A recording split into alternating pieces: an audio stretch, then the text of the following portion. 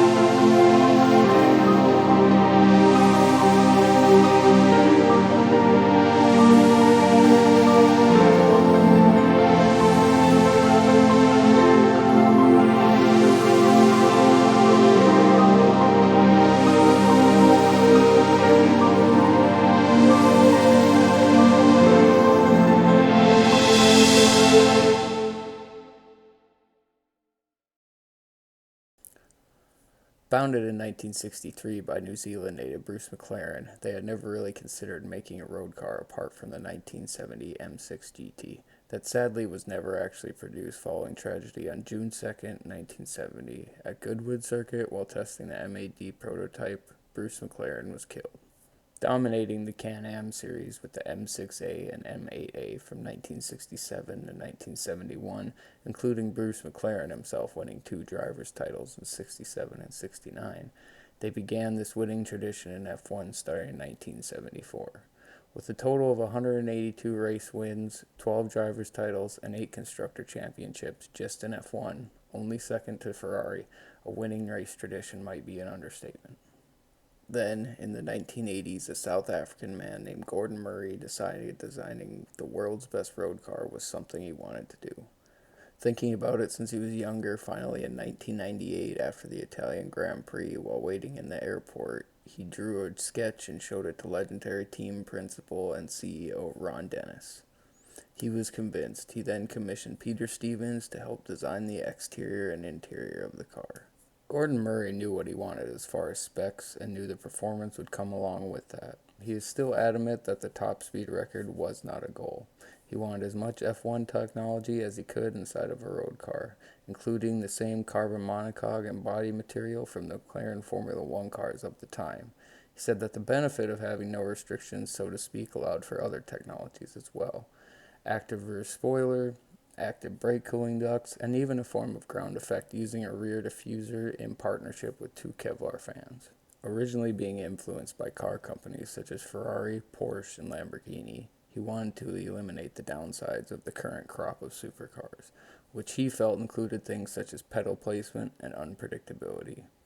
It was while visiting Honda's research center with Ayrton Senna himself, because of Honda's affiliation with McLaren in F1 at the time, he took a drive in the Honda's NSX and knew that was the feel that he wanted with even more engine performance.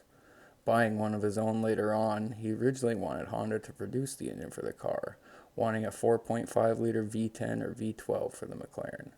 But he could not convince Honda to produce the engine. Funny enough, Isuzu actually requested McLaren use their 3.5-liter V12 engine, but McLaren wanted a more race-proven company. Gordon Murray then approached BMW, who accepted the proposal. BMW's famous M division then produced a masterpiece of an engine designed by Paul Roche.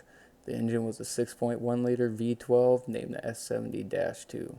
It also had dual overhead cam featuring variable valve timing, one of the first supercars of the time to have the technology.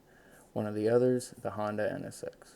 The engine produced 618 horsepower with 479 foot-pounds of torque in a very light car, so the performance was predictably outstanding.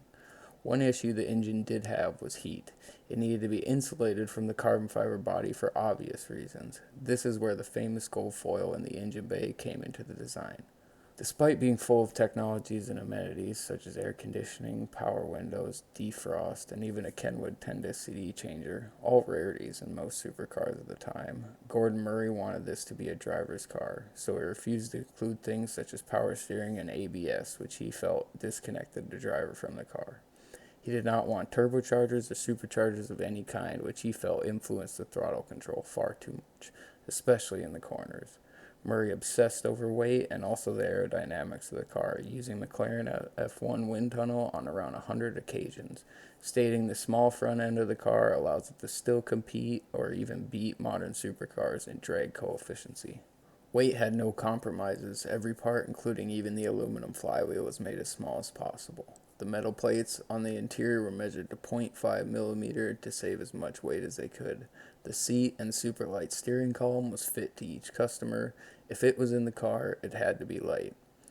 He was also positive from the beginning that the central driving position was key, with 2 seats on each side, another thing it had over other supercars. The car had suspension designed by Steve Randall that is described as comfortable but stiff enough to maintain performance, and a gearbox made by Weissman Transmissions that is a 6-speed manual. Originally, Gordon attempted to use carbon brakes as well, but the new technology had teething problems. So he then asked Brembo to produce a brake design which required the caliper to be made from one single piece of aluminum to increase stiffness and strength. Finally, on May 28, 1992, at the Sporting Club of Monaco, Murray revealed the XP1 prototype, which is virtually the same as the production model apart from the wing mirrors. Production began in 1992 and everyone loved it, described by multiple magazines as the best road car ever made. Murray had done it, a lifelong dream had been achieved. With only a total of 64 production versions of the original McLaren F1, it is one of the rarest supercars today, as they were all handmade and a lot of the materials could not be mass-produced at the time. Other versions of McLarens put the total at 106. That has been a little overview of the history of this legendary car. Now let's take it for a drive.